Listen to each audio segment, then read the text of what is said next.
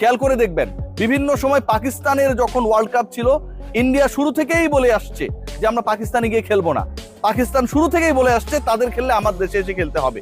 কিন্তু শেষ পর্যন্ত যেই দেশটা খেলতে চায়নি, আপত্তি জানিয়েছে, তার জন্য ওই একটা দেশের জন্য হলেও হাইব্রিড মডেলে আইসিসি ইভেন্টস গুলো প্রিভিয়াসলি অনুষ্ঠিত হয়েছে। আসসালামু আলাইকুম, ওয়েলকাম করছি রিয়াসাদ আজিম। ভিন্ন ধর্ম মতাদর্শে যারা শুনছেন সবার প্রতি আন্তরিক কৃতজ্ঞতা। ঠান্ডা পড়েছে, বডিতে ময়েশ্চার ধরে রাখার জন্য অন্তত 72 আওয়ার্স ইউজ করতে পারেন লিলি হুইপ শিয়া বডি ওয়াশ। মূল আলোচনায় আসতে চাই।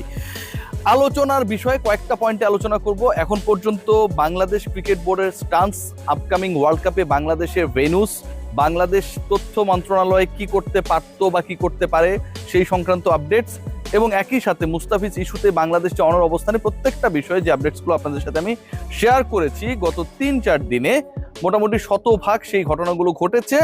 আরো কয়েকটা সোর্সেস থেকে, বাংলাদেশ ক্রিকেট বোর্ডের সোর্স, ইন্টারন্যাশনাল যে ফ্রেন্ডসগুলো রয়েছে আমাদের সাথে, যারা আসলে বিভিন্ন দেশের গণমাধ্যম কর্মী হিসেবে কাজ করে, তাদের কাছ থেকে নিয়ে যে আপডেট জানা গেছে তাতে কয়েকটা বিষয় এই মুহূর্তে আমাকে শেয়ার করতেই হচ্ছে। নাম্বার 1, বাংলাদেশের ওয়ার্ল্ড কাপ ভেন্যু ফাইনালি পরিবর্তিত হচ্ছে কিনা নেক্সট 24 আওয়ার্সের মধ্যে এই ডিসিশনটা হয়ে যাবে।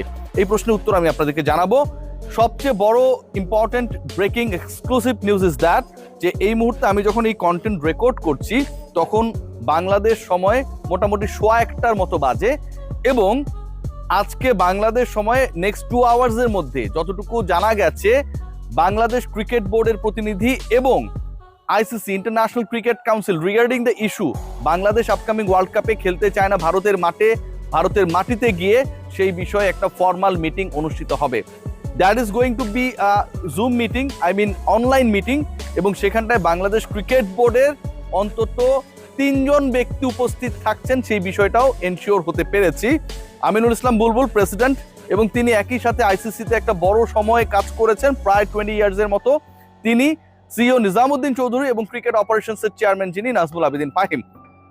এই 3 জন ব্যক্তি যে আপকামিং মিটিংটা আগামী 2 থেকে 3 ঘন্টার মধ্যে between BCB and ICC is going to be held, সেই মিটিং এ উপস্থিত থাকবেন, এবং সেখানটায় আইসিসি কিছু বিকল্প অপশন নিয়ে বাংলাদেশ ক্রিকেট বোর্ডের সাথে ডিসকাশন করবে। সেই বিকল্প অপশনগুলোর একটা যেটা হচ্ছে, এই মিটিং হবার আগে ICC and BCCI, Indian cricket board, ভারতীয় ক্রিকেট বোর্ড এবং আইসিসি, তারা একটা ইনফর্মাল মিটিং এ বসেছিল, সেটাও অনলাইনে হয়েছে। আমার কাছে যে তথ্য রয়েছে তাতে বিসিসিআই এর স্ট্যান্সটা কি হতে পারে রিগার্ডিং দিস সিচুয়েশন, সেই স্ট্যান্সটা, যেহেতু বিসিসিআই কোনো ফর্মাল রিলেশনশিপ বিসিবির সাথে মেইনটেইন করে নাই রিগার্ডিং মুস্তাফিজকে কাট আউট করে দেওয়া, অথবা যে সিচুয়েশনটা ক্রিয়েট হয়েছে যে বাংলাদেশ খেলতে চায় না, তাদের মাটিতে গিয়ে খেলবে না, এই বিষয়ে আইসিসির মাধ্যমে তারা জানাতে চায় যে হেড অফ স্টেট যে সিকিউরিটি প্রোটোকলটা রয়েছে, মানে রাষ্ট্রের সর্বোচ্চ নিরাপত্তা আসলে কাকে দেওয়া হয়, যিনি রাষ্ট্রের প্রধান নির্বাহী, সেরকম যদি একটা জেড ক্যাটাগরির সিকিউরিটি প্রোভাইড করা হয় বাংলাদেশ ক্রিকেট দলকে, সেটাতে বাংলাদেশ রাজি কি রাজি না? বাংলাদেশ দল রাজি না। বাংলাদেশ দল যেই মিটিংটা একটু পরে হতে যাচ্ছে আইসিসির সাথে, সেই সভাতেও এটা ডিসাইড করে ফেলেছে they are not going to play any world cup match in the soil of India. এবং এই ডিসিশনটা আমিনুল ইসলাম বুলবুলের না, this is the decision made by state Bangladesh, Bangladesh রাষ্ট্রের ডিসিশন, এবং এই ডিসিশন জানিয়ে দেওয়া হবে আইসিসি কে উইথিন ফিউ আওয়ার্স। সবকিছু মিলিয়ে আমি শুরুতেই যে আলোচনাটা করছিলাম, আপনাদেরকে বলছিলাম যে বাংলাদেশের ওয়ার্ল্ড কাপ ভেন্যু পরিবর্তিত হবে কি হবে না, খেয়াল করে দেখুন ইন 24 আওয়ার্স এর মধ্যে এটা ফাইনাল হয়ে যাবে। ওই ডিসিশনটা মোটামুটি ডান হয়ে যাবে যখন বাংলাদেশ ফর্মালি আইসিসি কে জানিয়ে দেবে যেই ধরনের, যেই ক্যাটাগরির সিকিউরিটি দেওয়া হোক না কেন, Bangladesh is not going to play any world cup match in India. This is the question about our dignity. এই ব্যাপারটাই বাংলাদেশ ক্রিকেট বোর্ড আইসিসি কে জানিয়ে দিয়েছে। সো ওয়ার্ল্ড কাপের ম্যাচেস গুলো বাংলাদেশ যদি খেলে সেটা শ্রীলঙ্কায় খেলবে, otherwise Bangladesh world cup boycott করবে। এই সিচুয়েশনে সবচেয়ে টাফেস্ট সিচুয়েশনে রয়েছে আইসিসি ইন্টারন্যাশনাল ক্রিকেট কাউন্সিল, যেটার আবার হেড হচ্ছে জয় শাহ। আপনারা সবাই জানেন যিনি বিসিসিআই এর অনেক বড় একজন হ্যাডম ছিলেন। জয় শাহ এবং তার যে বোর্ড রয়েছে, আইসিসির বোর্ড রয়েছে, তারা কিভাবে শ্রীলঙ্কায় বাংলাদেশের ম্যাচগুলোকে রিলোকেট করা যায় সেই ব্যাপারটা নিয়ে মোটামুটি একটা গ্রাফ করে ফেলেছে বলে জানা গেছে। গতকাল আমি আপনাদেরকে জানিয়েছিলাম যে 3টা ভেন্যুতে আসলে সম্ভাব্য আলোচনা চলছে, তবে আজকে যেটা জানা যাচ্ছে গলে খেলা হওয়ার সম্ভাবনা নেই। বাংলাদেশের 4টা ম্যাচ, বাংলাদেশকে ওয়ার্ল্ড কাপ থেকে বহিষ্কার করা, বাংলাদেশকে যে ম্যাচেসগুলো বাংলাদেশ খেলতে যাচ্ছে না, বাংলাদেশ 4টা ম্যাচ যদি খেলতে না চায়, যে আমাকে আমার ভেন্যু পরিবর্তন করে না দিলে আমি খেলবো না, বাংলাদেশকে কি বহিষ্কার করে দেওয়া হবে? বাংলাদেশের এগেইনস্টে কি ওয়াক ওভারে চলে যাবে অন্য দলগুলো? নো, বাংলাদেশের ম্যাচেসগুলো অনুষ্ঠিত হবে এবং সেটা শ্রীলঙ্কায় হবে। 3-এর জায়গায় 2 ভেন্যুতে পরিকল্পনা চলছে এবং সেই 2 ভেন্যুর একটা হচ্ছে কলম্বো আর একটা হচ্ছে ক্যান্ডি। এই 2 ভেন্যুতে 4টা ম্যাচকে কিভাবে রিলোকেট করা যায় সেই পরিকল্পনা চলছে। শিডিউলটা আমরা হয়তো খুব দ্রুত পেয়ে যাব। স্বয়ং ভারতে একটা বিশাল আনরেস্ট তৈরি হয়েছে। ভারতের আনরেস্টটা তৈরি হয়েছে স্বয়ং বিসিসিআই এর মধ্যে।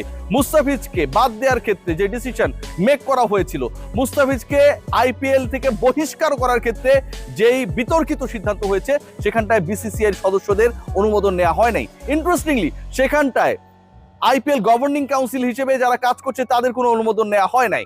টপ লেভেল থেকে ডিসিশন মেক করা হয়েছে এন্ড দেন সেটা থ্রো আউট করে দেওয়া হয়েছে। এই যে ঘটনাটা ঘটেছে, স্বয়ং এই ঘটনার প্রেক্ষিতে আইপিএল গভর্নিং বডি এবং বিসিসিআই এর অভ্যন্তরে একটা বড় ধরনের আনরেস্ট তৈরি হয়েছে। বাংলাদেশ খেলতে না যাওয়া মানে, খেয়াল করে দেখবেন, বিভিন্ন সময় পাকিস্তানের যখন ওয়ার্ল্ড কাপ ছিল, ইন্ডিয়া শুরু থেকেই বলে আসছে যে আমরা পাকিস্তানে গিয়ে খেলবো না। পাকিস্তান শুরু থেকেই বলে আসছে তাদের খেললে আমার দেশে এসে খেলতে হবে। কিন্তু শেষ পর্যন্ত যেই দেশটা খেলতে চায়নি, আপত্তি জানিয়েছে, তার জন্য ওই একটা দেশের জন্য হলেও হাইব্রিড মডেলে আইসিসি ইভেন্টস গুলো প্রিভিয়াসলি অনুষ্ঠিত হয়েছে।